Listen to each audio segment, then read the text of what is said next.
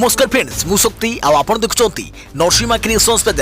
तो फ्रेंड्स आज वीडियो रे वर्तमान बड़ मुख्य खबर उपर नजर पकाइबा जहाँकि आपण माने समस्ते जानि रखिबा निहाती दरकार। तेबे कोन रही आज वीडियो रे वर्तमान बड़ मुख्य खबर आपण माने जानिबा पई वीडियो को शेष पर्यंत देखंतु जहाँद्वारा कि आपण माने डिटेल्स इंफॉर्मेशन पाई परिबे। एवं फ्रेंड्स ता पूर्व ए वीडियो गोटे लाइक करंतु जदि पारुछंती आपनकर सांग साथी मानकु वीडियो को शेयर करनियंतु। जदि फ्रेंड्स आपण माने आमो चैनल ले नुआ ही वीडियो देखुछंती पूर्वरु केबे भी हमरो चैनल को सब्सक्राइब करनाती तबे निहाती चैनल को सब्सक्राइब करे सहित पाखे आस्तुवा बेल आइकन को बजाय रखतातु। तो फ्रेंड्स नंबर 1 रे रहिछि नवेम्बर रे एते दिन बंद रहिबो बैंक ता पूर्वरु करिनियंतु जरूरी काम। देश रे चलीछि पार्वण ऋतु अक्टोबर परे नवेम्बर मध्य पड़ुछि अनेक पर्वपर्वाणी। एथिबे नवेम्बर मासरे मध्य किछि दिन बैंक बंद होइबाक जाउछि। नवेम्बर मासरे दीपावली छठ पूजा समेत अन्य पर्वपर्वाणी नवेम्बर मासरे पड़ुछि। बैंक रो छुट्टी और राज्यर छुट्टी मुताबक अलग अलग रही। एपरिक किछि छुट्टी रही जहाँ फल देश में सारा बैंक बंद रहिबो। विभिन्न राज्यर स्थानीय पर्व बैंक बंद रहिबो। एमितिरे अलग अलग दिन में छुट्टी पड़िबा द्वारा बैंक बंद रहिबो। पाखापाखि 15 दिन नवेम्बर मासरे बैंक बंद रहिबो। एथिरे पर्वपर्वाणी और साप्ताहिक छुट्टी मध्य सामिल रही। जदि आपण नवेम्बर मासरे बैंक रे किछि काम करबाकू चाहुचंती बा योजना रखिचंती तेबे ता शीघ्र सारी नियंतु। या पूर्व जानिनेबा उचित जे बैंक केउ दिन गुड़िक बंद रहिबो आ खोला रहिबो। तेबे नवेम्बर मासरे बैंक छुट्टी पड़ुवा तारीख गुड़िक हला नवेम्बर 1 अर्थात आज, नवेम्बर 3, 8 तारीख, 14 तारीख, 15 तारीख, 16 तारीख, 20 तारीख, 21 तारीख, 22 तारीख, 28 तारीख, 29 तारीख एसबू तारीख रे बंद रहिबो बैंक। तेणु जदि आपनकर बैंक संबंधित किछि भी कार्य रही तेबे तुरंत सारी नियंतु। देखिए परवर्ती खबर सैनिक स्कूल रे एबे ओबीसी को मिलिबा संरक्षण केंद्र सरकार देले मंजूरी। सैनिक स्कूल रे एडमिशन पई चाहुतुवा किछि छात्र छात्री और सेमानक अभिभावक मानक पई खुशी खबर। एबे सैनिक स्कूल रे ओबीसी मानक पई संरक्षण लागू हेबो। भारत सरकार का प्रतिरक्षा सचिव अजय कुमार एने घोषणा करिसेंती। एने अजय कुमार ट्वीट करी कहिसेंती जे सैनिक स्कूल रे ओबीसी वर्गर छात्र छात्री को 27% संरक्षण मिलिबो। 2021-22 शिक्षा वर्षरू एही सुविधा को लागू करे दिबो। एने देशर समस्त सैनिक स्कूल को निर्देशनामा जारी करे जाइछि। रक्षा सचिव ट्वीट रे फोटो शेयर करिसेंती। एथिरे दर्शा जाइछि कि सैनिक स्कूल रो 66% आसन सही राज्य किबा केंद्र शासित अंचल छात्र छात्री उद्दिष्ट रहिबो। बळका 33% आसन अन्य राज्य किबा केंद्र शासित अंचल छात्र छात्री सुजोग दिया जिवो। एथिबाई दुईटी तालिका प्रस्तुत करे जाइछि। एबे ही प्रतिटी तालिका रे 15% आसन अनुसूचित जाति पई, 7.5% आसन अनुसूचित जनजाति पई एवं 27% आसन ओबीसी वर्ग पई संरक्षित होई रहिबो। वर्तमान देश में 33टी सैनिक स्कूल संचालित होउछि। एहार परिचालना रक्षा मंत्रालय अधीनस्थ सैनिक स्कूल सोसाइटी द्वारा करा जाउछि। देखिए परवर्ती खबर नवेम्बर 15 पर स्कूल खोलिबाको अनुमति देले राज्य सरकार। नवम 12 श्रेणी जाए स्कूल खोलिबा नै संकेत हेले समस्तक सह आलोचना करी चूड़ांत निष्पत्ति नेब गणशिक्षा विभाग। अनलक 6.0 रे विवाह उत्सव रे 200 अंतिम संस्कार बेले 50 जन को अनुमति। नुआ गाइडलाइन अनुसार नवेम्बर 16 तारीख रु स्कूल खोलिबा पई अनुमति दैछंती राज्य सरकार। नवम रु 12 श्रेणी जाए स्कूल खोलिबा नै अनुमति मिलिछि। तेबे किभली स्कूल खोलिबो, केमिति रहिबो गाइडलाइन आउ किभली पालन हेबो कोविड नियम एने गणशिक्षा विभाग को दायित्व दिया जाइछि। अभिभावक स्कूल कर्तृपक्ष और अन्य मानक सह आलोचना करी चूड़ांत निष्पत्ति नेब गणशिक्षा विभाग। एने गणशिक्षा विभाग पक्षरु एसओपी जारी कर जाइछि। अन्यपटे नवम रु 12 श्रेणी व्यतीत अन्य सब शिक्षानुष्ठान नवेम्बर 30 जाए बंद रहिबो। अन्य पक्षरे बाहागर उत्सव रे सर्वाधिक 200 लोक को अनुमति दिया जाइछि। सेहिपरि अंतिम संस्कार रे सामिल होई परिबे सर्वाधिक 50 जन। नवेम्बर 30 जाए बंद रहिबो अंतर्जातीय यात्रीवाही विमान उड़ान। आवश्यक स्थले स्वतंत्र अनुमति रे यात्रीवाही विमान उड़ी परिबो। तेबे अन्य पक्षरे नवेम्बर 16 तारीख रु नवम रु 12 श्रेणी पर्यंत स्कूल खोलिबा नै आज राज्य सरकार घोषणा करथिले। मात्र एहार किछि समय मध्यरे तारीख परिवर्तन होछि। एने स्वतंत्र रिलीफ कमिशनर एसआरसी सूचना दैछंती। या सहित सानी निर्देशावली जारी करिसंती। एही निर्देशावली अनुसार नवेम्बर 30 तारीख पर्यंत राज्यर समस्त शिक्षानुष्ठान बंद रहिबो। तेबे नवेम्बर 15 पर नवम रु 12 श्रेणी छात्र छात्री स्कूल खोलिबा पई स्कूल और गणशिक्षा विभाग निष्पत्ति नहीं पारिबो किंतु ता पूर्वरु विभिन्न स्टॉक होल्डर सह विभाग आलोचना करिबो एवं आवश्यक गाइडलाइन और एसओपी जारी करिबो। देखियो परवर्ती खबर नवेम्बर पई राज्य सरकार जारी कले अनलॉक 6 गाइडलाइन जानतु कौन खोलिबो कौन बंद रहिबो। अनलॉक 5 परे नवेम्बर मास पई राज्य सरकार अनलॉक 6 रो गाइडलाइन घोषणा करिसंती। एही अनलॉक 6 रे सिनेमा हॉल स्विमिंग पूल और थिएटर बंद रहिबो। यासह नवेम्बर 15 तारिख जाए बंद रहिबो बोली गाइडलाइन रे कह जाइछि। सेही भली बाहागर और अन्य उत्सव रे लोक गहली को नहीं राज्य सरकार लगाइथिबा कटकणा को किछिटा कोहळ कर जाइछि। एबे बाहागर और सेही भली किछि उत्सव पाई सर्वाधिक 200 लोक ठोळ होई परिबो बोली सरकार अनलॉक 6 गाइडलाइन रे उल्लेख करिसंती। अन्यपटे सरकार को अनलॉक 6 गाइडलाइन रे जो सब कटकणा उपरे कोहळ मनोभाव पोषण कर जाइछि ताहा कंटेनमेंट जोन रे लागू हेबा नाही। सरकार एवं स्कूल खोलिया पाई किछि मात्रा रे चेष्टा करिसंती। अन्यपटे नवेम्बर 30 तारिख जाए अन्य शिक्षानुष्ठान बंद रहिबो बोली गाइडलाइन रे उल्लेख रहिछि। सेही भली अंतिम संस्कार बेले 50 लोक ठूळ होई परिबो बोली कुआ जाइछि। सेही भली मंदिर खोलिया पाई भी अनुमति मिलिछि हेले मंदिर खोलिया पूर्वरु स्थानीय प्रशासन अनुमति दरकार बोली गाइडलाइन रे उल्लेख कर जाइछि। विमान चलाचल उपरे किंतु अनलॉक 6 रे कटकणा जारी होइछि। नवेम्बर 30 जाए अंतर्जातीय यात्रीवाही विमान चलाचल बंद रहिबो। आवश्यक स्थले मंत्रालय अनुमति नहीं विमान चलाचल करि परिबो। सेही भली आवश्यक स्थले जिलापाल किबा म्युनिसिपालिटी पक्षरु नूतन अवरोध अंचल चिन्हट होई परिबो। देखिया परवर्ती खबर ओडिशा पई खुशी खबर राज्य रे कोरोना रु एकाथरे 1911 सुस्थ। राज्य रे मोट सुस्थक संख्या 2,75,749 को वृद्धि। ओडिशा पई खुशी खबर सबु रेकर्ड भांगिला सुस्थ संख्या राज्य रे सुस्थ होले 1911 कोरोना आक्रांत। खोर्धा जिल्ला सर्वाधिक 245 जन कोरोना आक्रांत सुस्थ होइछंती। कटक जिल्ला 153 जन, बलांगीर जिल्ला 138 जन, सुंदरगढ़ जिल्ला 101 जन, मयूरभंज जिल्ला 96 जन, जगतसिंहपुर 81 जन, अनुगुल कलाहांडी जिल्ला 68 जन लेखाएं, नुआपड़ा जिल्ला 76 जन, बालेश्वर जिल्ला 74 जन, जाजपुर जिल्ला 72 जन, केन्दुझर जिल्ला 71 जन, बरगढ़ जिल्ला 63 जन, केन्द्रापड़ा जिल्ला 52 जन, भद्रक, पुरी और संबलपुर जिल्ला 50 जन लेखाएं कोरोना सुस्थ होइछंती। सेपरि ढेंकानाल जिल्ला आज 46 जन, नवरंगपुर जिल्ला 45 जन, कोरापुट जिल्ला 42 जन, झारसुगुड़ा जिल्ला 36 जन, नयागढ़ जिल्ला 33 जन, गंजाम जिल्ला 26 जन, मालकानगिरी जिल्ला 25 जन, कंधमाल जिल्ला 24 जन, सुवर्णपुर जिल्ला 20 जन, रायगढ़ जिल्ला 16 जन, देवगढ़ जिल्ला 9 जन, गजपति जिल्ला 8 जन, बौद्ध जिल्ला 2 जन, राजपुर 51 जन कोरोना आक्रांत सुस्थ होइछंती। तेबे नुआ सुस्थ को मिसाई राज्य में जाए मोट 2,75,749 जन सुस्थ होई सारलेनी बोली ट्वीट करी सूचना दैछंती स्वास्थ्य विभाग। देखिया परवर्ती खबर नवेम्बर 2 रु 17 रूट रे गड़िबो मो बस। सोमवार अर्थात नवेम्बर 2 आसंता काली ठारू मो बस 17 रूट रे गड़िबो। रूट गुड़िक मध्य मुख्यतः 11, 12, 16, 17, 18, 19, 20, 22, 23, 24, 25, 27, 28, 30, 33, 50 और 70 रे मो बस चलाचल करियो बोली क्रूट पक्षरु सूचना दिया जायछि।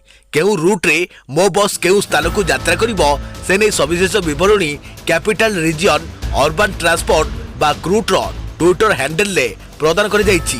सेहिपरि बस रो यात्रा समय मो बस आप रु जानि हेबो बोली क्रूट पक्षरु कह जायछि। देखिया परवर्ती खबर 1 रु पुणी बर्षिबो अर्थात आज पुणी वर्षा संभावना। पूर्व केंद्रीय बंगोपसागर और संलग्न उत्तर अंडमान सागर उपरे एक घूर्णिबल सृष्टि होइछि। यार प्रभाव में आज पूर्व केंद्रीय बंगोपसागर एक लघुचाप क्षेत्र सृष्टि हेबो।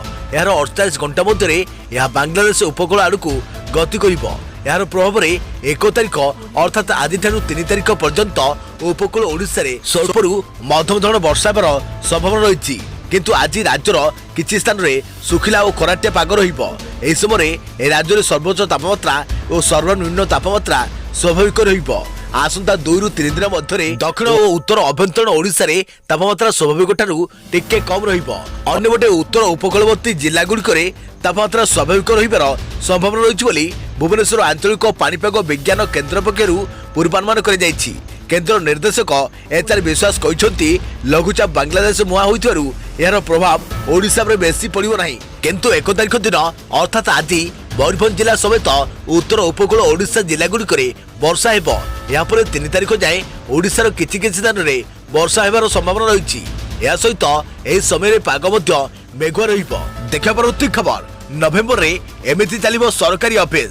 भुवनेश्वर एवं कटक रे समस्त सरकारी एवं सब ऑर्डिनेट ऑफिस 50% कर्मचारी सामर्थ्य नहीं कार्यकारी करे जिवो, जेउथरे ग्रुप ए ऑफिसर मध्य शामिल रहिबे। नवेम्बर मास रे ही एभली भाबरे ऑफिस चलिबो एवं काम उपरे जेपरि यार प्रभाव न पड़े सेथिप्रति दृष्टि दिया जाकू निर्देश दिया जायछि। अन्यपटे राज्य थिबा समस्त सरकारी ऑफिस प्रत्येक शनिवार बंद रहिबो बोली मध्य निर्देशनामा रे दर्शा जायछि। कार्यालय रे केउ प्रकार कर्मचारी उपस्थित रहिबे ता ऑफिसर मुख्य निष्पत्ति नेबे। हेले एसआरसी एवं एसडीएमस ऑफिस, पुलिस, फायर सर्विस, स्वास्थ्य सेवा, म्युनिसिपल सर्विस गुड़िक फुल स्ट्रेंथ रे कार्यकारी हेबो। देखा परवर्ती खबर आज उन्मोचित हेबो मो धाम मो गर्वर लोगो। पुरी को स्वच्छ धाम करने लक्ष्य रे जिला प्रशासन पक्षरु आरंभ कर जायछि स्वच्छता अभियान। मो धाम मो गर्व नाम रे एही अभियान आरंभ कर जायथिबा बेले आज यार लोगो उन्मोचित अनुष्ठित हेबो। आगामी सप्ताह व्यापी स्वच्छता नहीं पौर संस्था अंचल में सचेतनता कार्यक्रम कर जनसाधारण माने संकल्प नेबा पई जिलापाल आह्वान देइछंती।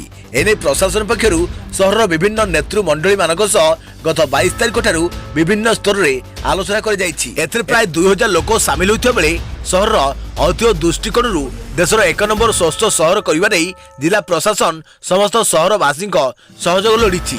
एने एक सांबादिक सम्मेलन रे पुरी जिलापाल सूचना देइछंती। देखा परवर्ती खबर मागणा टीका बंटन प्रतिश्रुति। बीजेपी को निर्वाचन कमिशन का क्लीन चिट। बिहार निर्वाचन अवसर में बीजेपी निजर निर्वाचन इस्ताहार रे मागणा कोरोना टीका बंटन पाई देथिबा प्रतिश्रुति प्रसंग में निर्वाचन कमिशन बीजेपी को क्लीन चिट देइछंती। बीजेपी रो एही प्रतिश्रुति निर्वाचन आचरण विधि उल्लंघन करुनाई बोली निर्वाचन कमिशन स्पष्ट करिसंती। सूचनायोग्य बिहार निर्वाचन परिप्रेक्षी रे बिहारवासी को मागणा रे कोविड टीका बंटा जिवो बोली बीजेपी निजर निर्वाचन इस्ताहार रे प्रतिश्रुति देइथिला। तेबे बीजेपी रो एही प्रतिश्रुति आदर्श निर्वाचन आचरण विधि उल्लंघन करबा सह केंद्र सरकार को व्यवस्थार दुरुपयोग होइथवा दर्शाई निर्वाचन कमिशन को निकट रे अभियोग कर जाइथिला।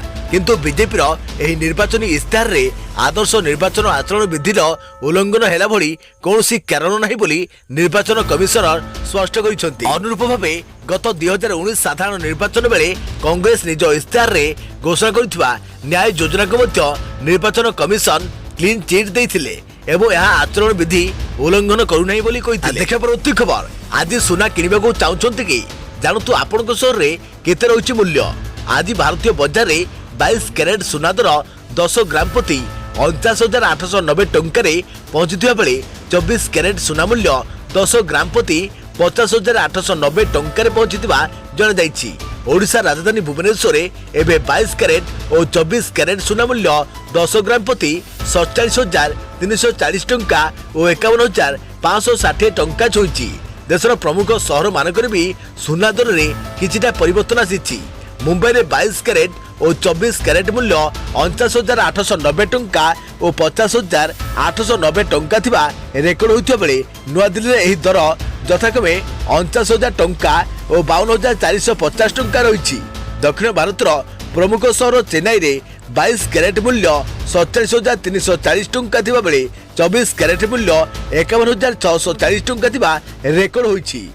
तेबे पूर्व भारत प्रमुख सहर कोलकाता रे यथाक्रमे 48,900 टंका एवं 52,510 टंका रही। देखा परवर्ती खबर आरंभ है देशर प्रथम सी प्लेन सेवा उद्घाटन कले प्रधानमंत्री नरेंद्र मोदी आज अहमदाबाद साबरमती सह कोभाडियार स्टैच्यू ऑफ यूनिटी को संजोग करुवा सी प्लेन सेवा आरंभ करिसंती।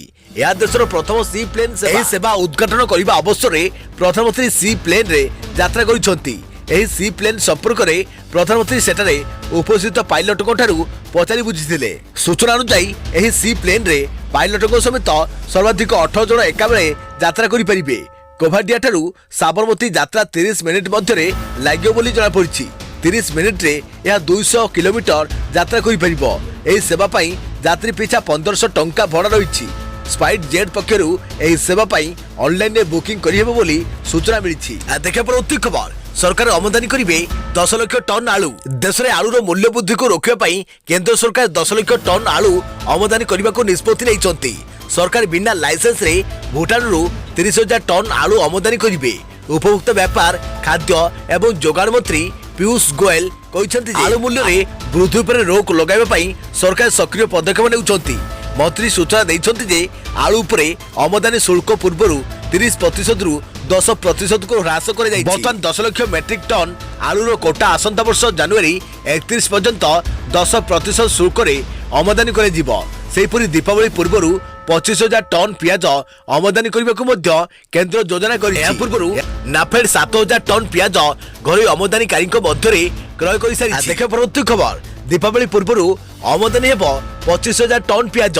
देश में पियाज अभाव भरणा करने आसंता दीपावली पूर्व देश 25,000 टन पियाज आमदानी घर व्यवसायी माने बर्तमान सुधा 7,000 टन पियाज आमदानी कर सारी बेले आउ 25,000 टन पियाज दीपावली पूर्व आसी पहुंची आशा रही। केंद्र खाउटी व्यापार मंत्री पीयूष गोयल यह सूचना देइछंती। इजिप्ट अफगानिस्तान और तुर्की आदि देशरू पियाज आमदानी होउची। एसहित भूटान रु आमदानी होइतवा 30,000 टन आलू आसंता किछि दिन मध्य भारत में पहुंचीबो। सरकार प्राय 10 लाख टन आलू आमदानी योजना रखिछंती बोली से कहछंती। उभय पियाज और आलूर उपलब्धता बढ़ाई दर को नियंत्रण करने पदक्षेप निपक्षे देश में पियाज दर बढ़ी जाए केंद्र सरकार पियाज बिहन रप्तानी उपर कटकणा जारी करछंती। तुरंत पियाज बिहन रप्तानी को निषिद्ध कर जायछि। पूर्व पियाज बिहन रप्तानी प्रतिबंधक श्रेणी में रही। पियाज बिहन रप्तानी को निषिद्ध कर जायथिबा बेले गुरुवार वैदेशिक व्यापार महानिर्देशालय पक्षर विज्ञप्ति जारी होछि। 2019-20 आर्थिक वर्ष में भारत 3.5 नियुत डॉलर मूल्यर पियाज बिहन रप्तानी होइथिबा बेले चलित आर्थिक वर्षर एप्रिल अगस्त मध्य 0.57 नियुत डॉलर मूल्यर पियाज बिहन रप्तानी होइछि। ईरान नेदरलैंड एवं संयुक्त अरब एमिरेट्स भारत सबुठ अधिक पियाज बिहन आमदानी करथांती। देखे परवर्ती खबर रॉयल चैलेंजर्स बेंगलुरु को 5 विकेट रे परास्त कला Sunrisers Hyderabad. Sunrisers Hyderabad playoff आशा उज्जीवित। इंडियन प्रीमियर लीग आईपीएल त्रयोदश संस्करण 52तम मैच रे रॉयल चैलेंजर्स बेंगलुरु को 5 विकेट रे परास्त कला सनराइजर्स हैदराबाद। द्वितीय पारी रे हैदराबाद मात्र 121 रन लक्ष्य को पीछा करी 20 ओवर रे 5 विकेट हराई हासिल करिछि। हैदराबाद पक्षरु रिद्धिमान साहा 32 बॉल रे 49 रन करिथिबा बेले मनीष पांडे 19 बॉल रे 26 रन करी आउट होइथिले। शेष में जासन होल्डर 10 बॉल रे 26 रन करी हैदराबाद को विजय देइथिले। अन्यपटे बेंगलुरु पक्षरु युजवेंद्र चहल 2टी विकेट नेइथिबा बेले वाशिंगटन सुंदर नवदीप साइनी और ईश्वर उदाना एक विकेट नेइथिले। फलरे हैदराबाद एही मैच को 5 विकेट रे जीतिथिला। एही विजय सह हैदराबाद 12 अंक संग्रह करी दल तालिका रे चतुर्थ स्थान रहिछि। यासो प्लेऑफ को जीतिबा पई निजर दाबीदार जाहिर करिछि। सनराइजर्स हैदराबाद टॉस जीति प्रथमे बोलिंग निष्पत्ति नेबा परे विराट कोहली को नेतृत्व रे पड़िया को ओलाउथुवा बेंगलुरु टीम बैटिंग करथिला। ओपनर जॉस फिलिप और देवदूत पडिकल बेंगलुरु इनिंग्स आरंभ करथिले। दल को 2.5 ओवर रे देवदूत को विकेट भावे प्रथम झटका लागिथिला।